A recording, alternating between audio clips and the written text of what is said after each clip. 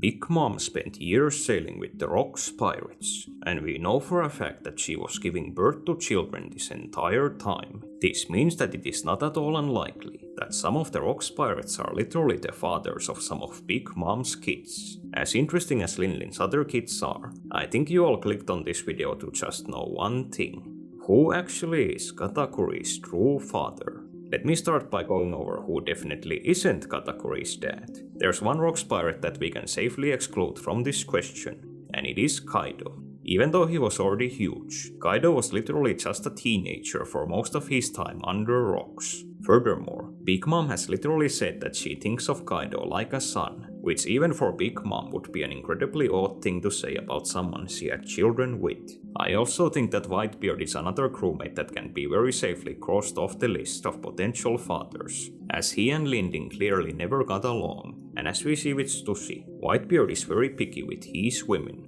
Another one that can be immediately crossed off the list is Barbell, as we know for a fact that Big Mom only had fishmen children only years after the Rocks pirates disbanded.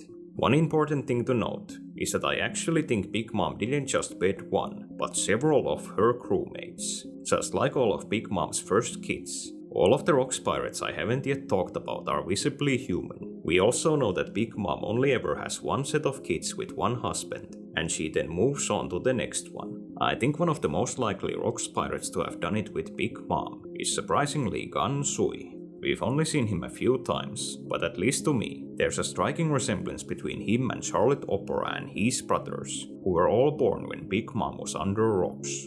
Another incredibly likely, yet also incredibly creepy candidate is none other than Straussen. And the reason why this is so creepy is that we literally know he raised Linlin since she was the age of 5. While Straussen genuinely grooming Big Mom is extremely vile, it is honestly very much in line with his character. Straussen is honestly an absolutely sick man, where his reaction to Linlin devouring Mother Caramel and the orphans was just to laugh.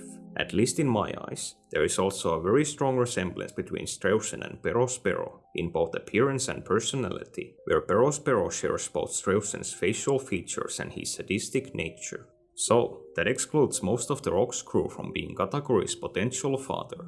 Still, of the remaining candidates, I'm sorry to disappoint you, but I do not think it is possible that Sebek is Katakuri's dad. This is simply because of the timeline, where Katakuri was born 48 years ago, and we now know from this Elbaf flashback that Big Mom still wasn't with Sebek's crew 49 years ago. This means that more than likely, by the time Big Mom joined Sebek, she was already carrying or had given birth to Katakuri. I'm sorry if this is a boring answer, but based on the timeline, Katakuri's dad basically cannot be any of the Rocks pirates, except maybe one of them. Just to continue a little bit with the creepery, it is still theoretically possible that Straussen is Katakuri's father. While Big Mom seemingly switches husbands after every birth, Straussen could be the exception, where Big Mom kept him around, and he is word for word referred to as her partner. Some fans have also noted that like Perospero, Katakuri and his triplet brothers share some of Straussen's physical traits. Still, maybe I am in denial about wanting Katakuri's dad to be less sick, but I think the story may be reserving Katakuri's father up for a future twist. Katakuri clearly has some very special genetics, where he clearly did not get his mouth from Big Mom, and Katakuri is also noted to be significantly stronger than any of his siblings. We also know One Piece is obsessed with these kinds of parentage reveals, and these have only become more frequent as of late. And I'm also pretty much 100% confident that both Big Mom and Katakuri will come back at some point in the final saga. If you want a completely crackpot theory, it could even be that Katakuri's dad was Big Mom's one true love. This has now become a bit of a meme in One Piece, where characters who find true love remain attractive, while characters who lose it go down in looks, as we've for example recently seen with Shakky, Gloriosa and Stussy. Even though it sounds ridiculous, if Linlin truly loved Katakuri's dad, it could explain how her looks miraculously did a 180 at this point in her life, and why she later returned to being just a blob. I am just saying, if his son is any reference, Katakuri's dad could have been one handsome Chad who even melted Linlin's heart. And really, I guess it's the least she deserved after Straussen.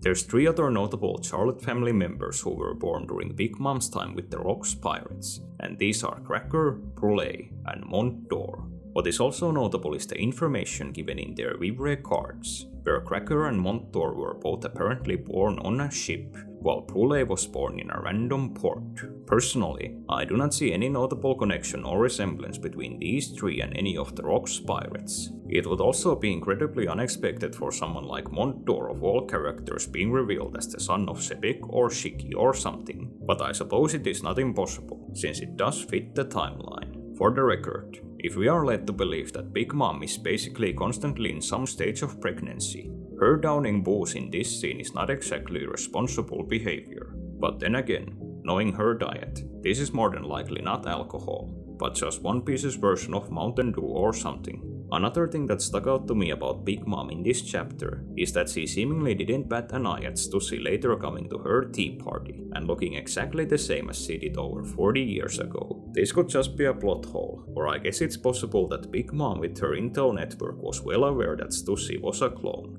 The twist that Shakky is the crown jewel of Pirate Island means that she was the thing taken from rocks that caused him to attack God Valley. I'm not exactly sure what Shakky's angle is with all of this, where maybe it's nothing more than that she just likes the excitement of being doted upon by the most dangerous people in the world. Or perhaps it could be that she's setting up some kind of rescue fantasy scenario for Rayleigh. What I think is most funny though, is the narrator pretty much dissing the looks of everyone else on Pirate Island, as he literally calls Shakky the lone flower blooming in a wasteland, which is a description that I'm sure would rile the heck out of Stussy and Gloriosa. This also genuinely makes me wonder if God Valley was an inside job, where the government could have deliberately used Shakky as bait to lure Rox and his crew into a trap.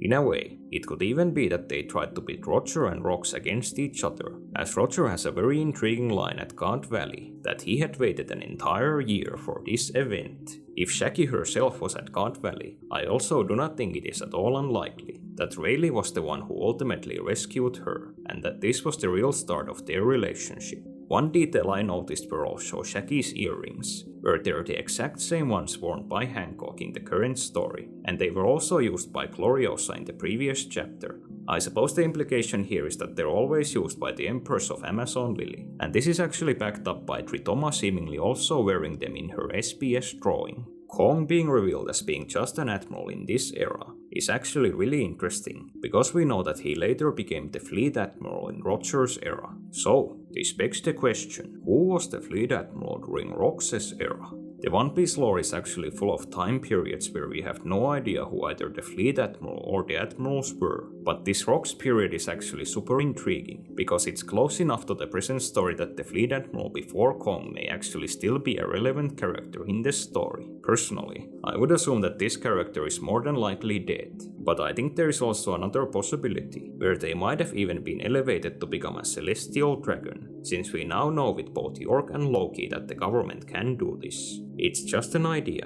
and I'd definitely still like to make a separate video discussing all the unknown admirals we've never seen. This is now the third time we've seen Garp and Kong interact, and literally every time, Garp is not being particularly respectful to Kong, even though he outranks him. While this is more than likely just Garp being Garp, it is not impossible that the theory about these two being brothers is actually true. I'm also fairly certain we will actually see Kong in action in the near future, as he is literally based in the Holy Land, which is currently under attack by unknown forces in the current story. One more funny detail about this chapter is that the World Economic Times was spreading government propaganda this early in the timeline.